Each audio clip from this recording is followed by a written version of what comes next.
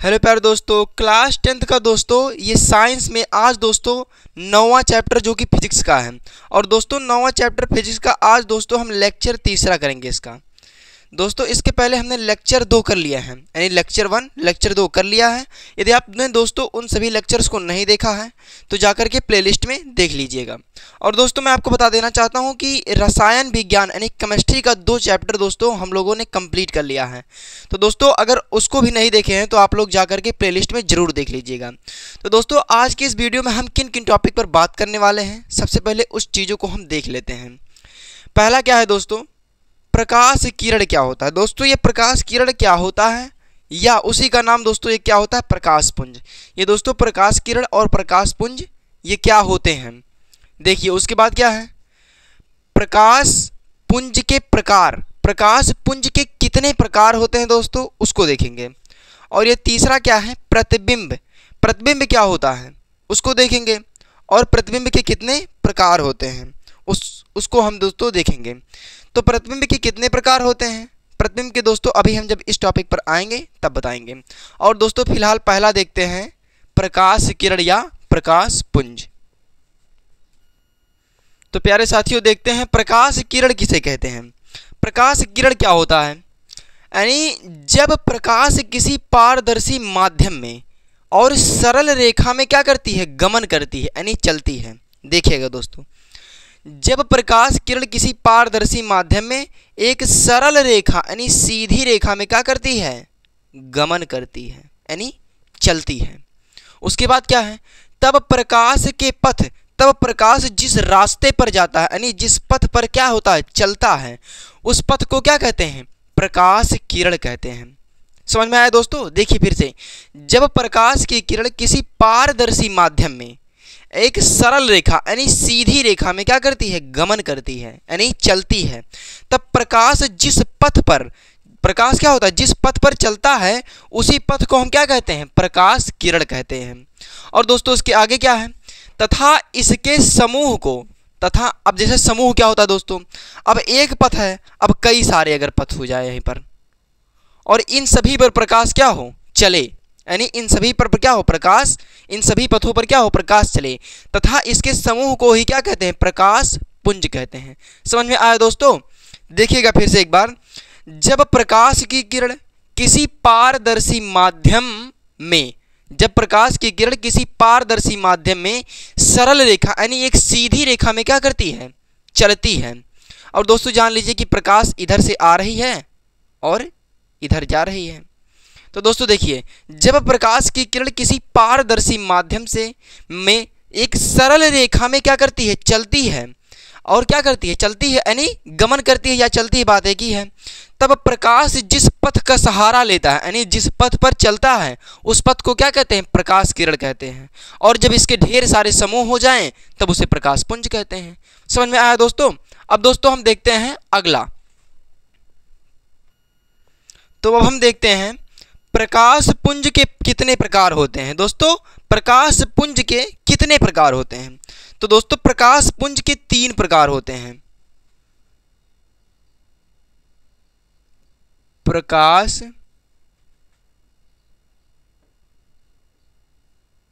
पुंज 3 प्रकार के होते हैं, 3 प्रकार के होते हैं। अब 3 प्रकार के होते हैं जब, तो तीनों प्रकार क्या है, नंबर 1 अभिसारी प्रकाश पुंज, अभिसारी, अभिसारी प्रकाश पुंज। और दूसरा क्या है, अपसारी प्रकाश पुंज, अपसारी, अभिसारी प्रकाश पुंज, दूसरा क्या है, अपसारी प्रकाश पुंज। और प्यारे साथियों तीसरा क्या है, तीसरा है समांतर प्रकाश पुंज, समांतर प्रकाश पुंज। तो दोस्तों देखिए, प्रकाश पुंज के कितने प्रकार होते हैं? प्रकाश पुंज के 3 प्रकार होते हैं। नंबर 1 अभिसारी प्रकाश पुंज, दूसरा अपसारी प्रकाश पुंज, तीसरा समांतर प्रकाश पुंज। अब दोस्तों आप लोग सोच रहे होंगे कि अभिसारी प्रकाश पुंज किसे कहते हैं, तो देख लीजिए इसी वक्त इसकी डेफिनेशन। पहला क्या है? अभिसारी प्रकाश पुंज। अभिसारी प्रकाश पुंज। अब अभिसारी प्रकाश पुंज क्या होता है? देखिए, जब प्रकाश की सभी किरणें, यानी प्रकाश की जितनी किरणें होती हैं वो एक बिंदु पर अगर आकर एकत्रित हो जाएं। देखिए दोस्तों, जब प्रकाश की सभी किरणें एक बिंदु पर आकर क्या हो जाएं? एकत्रित हो जाएं। ये प्रकाश की सभी किरणें आ रही हैं और आकर के क्या हो रही हैं? एक बिंदु पर मिलें।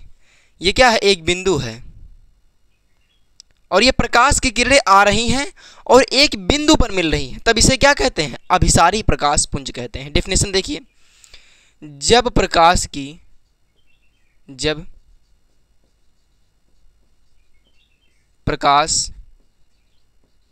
की सभी किरणें, जब प्रकाश की सभी किरणें एक बिंदु पर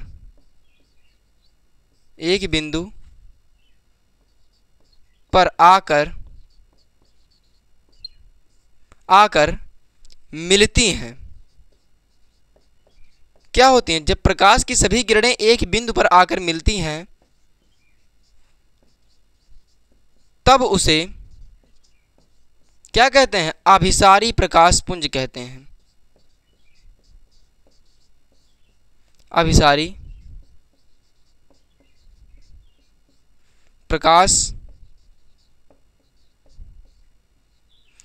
प्रकाश पुंज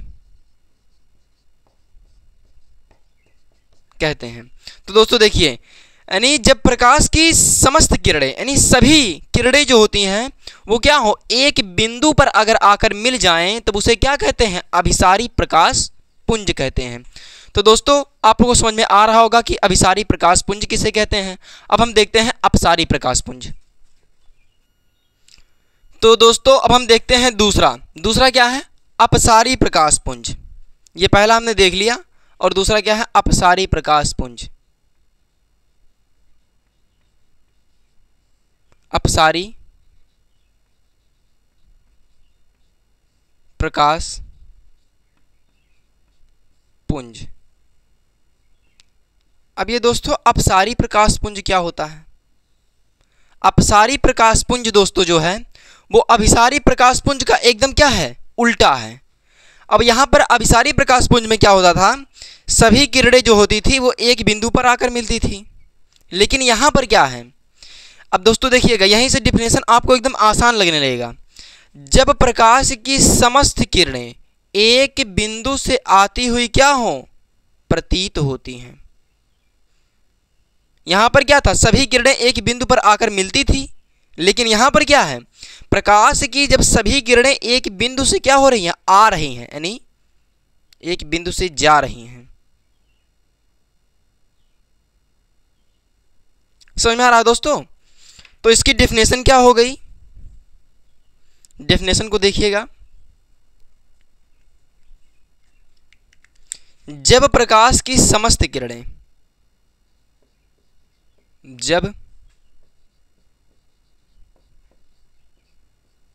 जब प्रकाश की समस्त किरणें, जब प्रकाश की समस्त किरणें एक बिंदु से आती हुई प्रतीत होती हैं, आती हुई क्या होती हैं? प्रतीत होती हैं,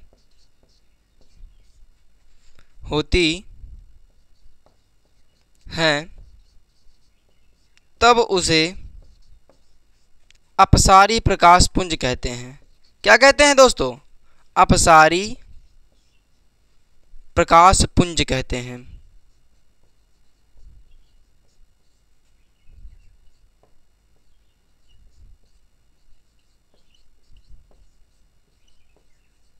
समझ में आ रहा है? यानी जब प्रकाश की समस्त किरणें, ये एक बिंदु है, इस बिंदु से क्या हो रही हैं? निकल रही हैं। क्या हो दोस्तों? निकल रही हैं। यानी जब प्रकाश की समस्त किरणें एक बिंदु से निकलें, समझ में आ रहा है? यानी जब प्रकाश की समस्त किरणें एक बिंदु से आती हुई प्रतीत हो या निकलें तो उसे क्या कहते हैं? अपसारी प्रकाश पुंज कहते हैं। समझ में आ रहा है दोस्तों? बहुत अच्छी तरीके से बता रहे हैं, आप लोगों को समझ में आ रहा होगा। दोस्तों इस वीडियो को ध्यान से देखिएगा क्योंकि दोस्तों ये बहुत ज़्यादा इंपॉर्टेंट है। और दोस्तों अब हम देखते हैं तीसरा। तो दोस्तों अब हम देखते हैं तीसरा, और तीसरा क्या है? समांतर प्रकाश पुंज। समांतर प्रकाश पुंज क्या होता है? समांतर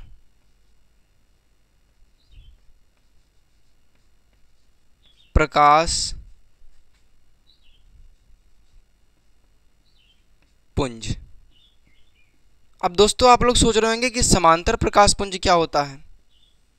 जब प्रकाश की किरणें एक दूसरे के क्या हो? समांतर हो। जब प्रकाश की किरणें एक दूसरे के समांतर हो, यानी ये क्या है?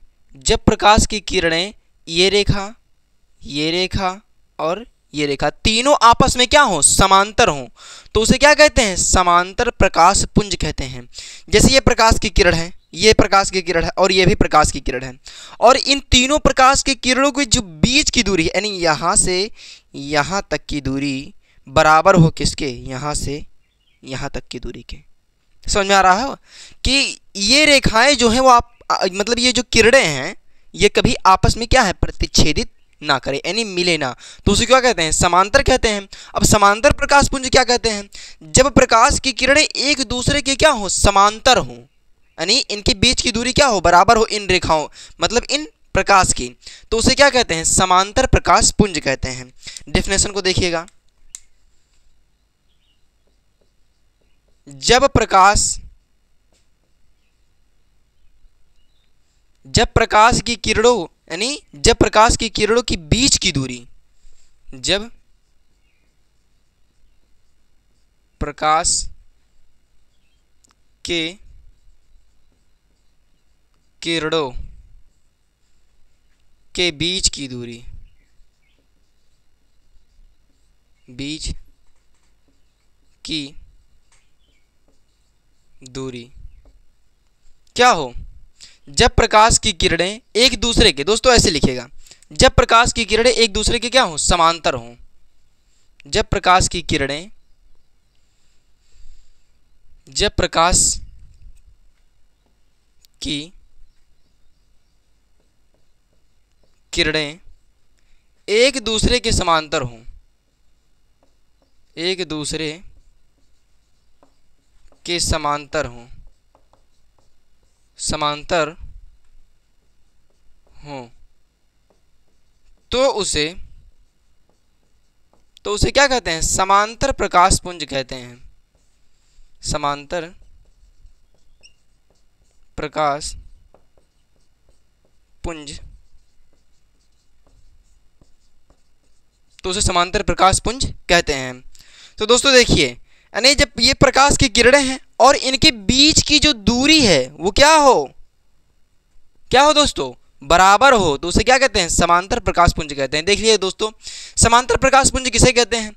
जब प्रकाश की किरणें एक दूसरे के क्या हो? समांतर हो, तो उसे क्या कहते हैं? समांतर प्रकाश पुंज कहते हैं। और दोस्तों देखिए यहाँ पर इन दोनों रेखाओं के बीच की दूरी क्या है? बराबर है, तो इसे क्या, ये क्या है? रेखाएं आपस में क्या है? समांतर हैं। ये रेखाएं नहीं सो तो किरण हैं। ये दोस्तों किरण क्या है? समान है दूरी, इसलिए क्या हो गई? समांतर प्रकाश पुंज है। तो देखिएगा अब अगला क्या है? प्रतिबिंब किसे कहते हैं? प्रतिबिंब क्या होता है? अब दोस्तों इसकी डेफिनेशन को लिख लेते हैं। किसी वस्तु से चलने वाली प्रकाश की किरण। अब जब किसी वस्तु से, मान लीजिए ये वस्तु है, अब इससे प्रकाश की किरण चल रही है और ये दूसरा है, इससे भी प्रकाश की किरण चल रही है। अब ये दोस्तों किसी वस्तु से चलने वाली प्रकाश की किरणें जब प्रतिच्छेदित यानी मिलती हैं, जब यहाँ पर जो मिल रही हैं तो यहाँ पर क्या होगा, प्रतिबिंब का निर्माण होगा। क्या होगा, प्रतिबिंब का निर्माण होगा। जब किसी वस्तु से दो प्रकाश की किरण चलें और चलने के बाद वो आपस में प्रतिच्छेदित कर लें, जहां पर भी दोनों प्रतिच्छेदित करेंगी वहीं पर क्या होगा, प्रतिबिंब का निर्माण होगा। तो इसकी डेफिनेशन को प्रॉपर तरीके से देख लेते हैं। किसी वस्तु से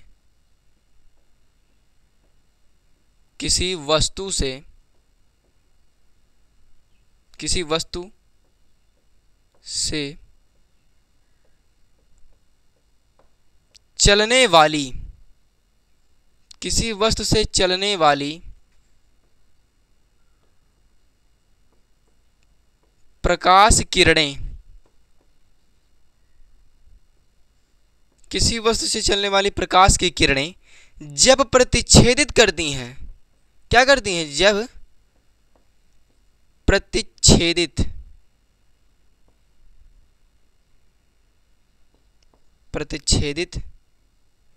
करती हैं, ये ता है दोस्तों, प्रतिच्छेदित करती हैं, तो क्या होता है, तो प्रतिबिंब का निर्माण होता है। तो प्रतिबिंब का क्या होता है, निर्माण होता है। निर्माण होता है यानी किसी वस्तु से चलने वाली प्रकाश की किरणें जब एक दूसरे को क्या करती हैं, प्रतिच्छेदित करती हैं, तब क्या होता है, प्रतिबिंब का निर्माण होता है। अब दोस्तों ये जो प्रतिबिंब होते हैं वो कितने प्रकार होते हैं, क्या होता है, प्रतिबिंब के प्रकार, प्रतिबिंब के प्रकार, प्रतिबिंब के कितने प्रकार होते हैं, देखिएगा प्रतिबिंब के कितने प्रकार होते हैं। प्रतिबिंब के प्यारे साथियों दो प्रकार होते हैं। प्रतिबिंब दो प्रकार के होते हैं।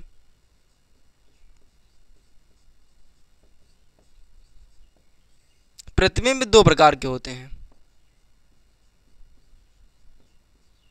प्रतिबिंब दो प्रकार के होते हैं। प्रतिबिंब कितने प्रकार के होते हैं, दो प्रकार के होते हैं। पहला क्या है, वास्तविक प्रतिबिंब। पहला क्या है दोस्तों, वास्तविक प्रतिबिंब। और दूसरा क्या है, आभासी प्रतिबिंब।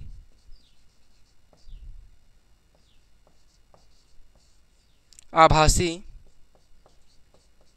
प्रतिबिंब। तो प्रतिबिंब के कितने प्रकार के होते हैं, प्रतिबिंब दो प्रकार के होते हैं। पहला क्या है, वास्तविक, और दूसरा आभासी। अब वास्तविक प्रतिबिंब किसे कहते हैं, देखिए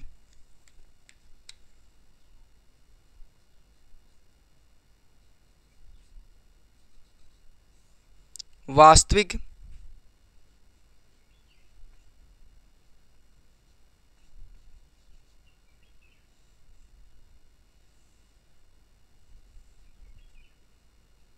अब दोस्तों इसके नाम से ही पता चल रहा है क्या, वास्तविक यानी वास्तव में।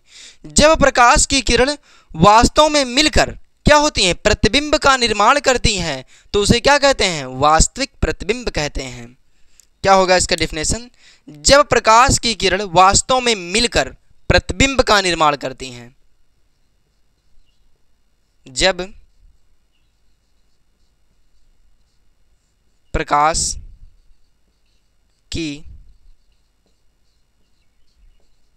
किरणें वास्तव में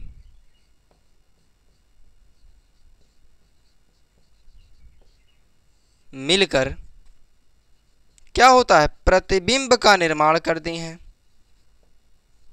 प्रतिबिंब का निर्माण करती हैं।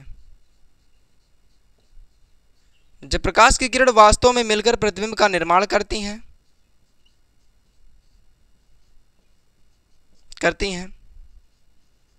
तब वास्तविक प्रतिबिंब का निर्माण होता है। तब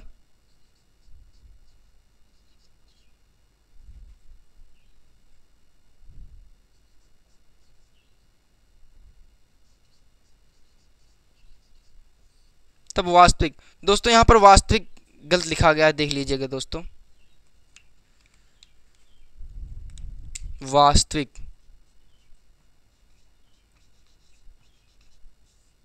यहाँ पर भी सही कर लीजिएगा, कहाँ है वास्तविक।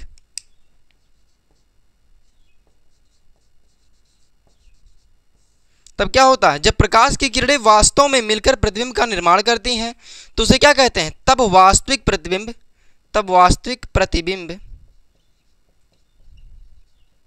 तब वास्तविक प्रतिबिंब का क्या होता है,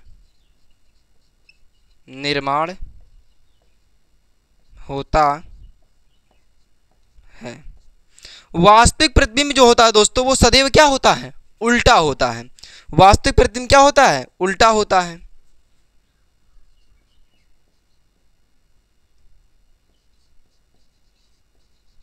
वास्तविक प्रतिबिंब जो होता है, वास्तविक प्रतिबिंब जो होता है दोस्तों सदैव उल्टा होता है, उल्टा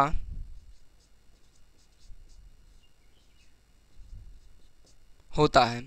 अब दोस्तों ये जो वास्तविक प्रतिबिंब है ये क्या है, जब प्रकाश की किरणें वास्तव में मिलकर क्या होती हैं, प्रतिबिंब का निर्माण करती हैं, तब क्या होता है, वास्तविक प्रतिबिंब का निर्माण होता है। और वास्तविक प्रतिबिंब सदैव उल्टा होता है। और दोस्तों क्या है, वास्तविक प्रतिबिंब जो होता है वो क्या होता है, पर्दे पर प्राप्त किया जा सकता है। क्या है,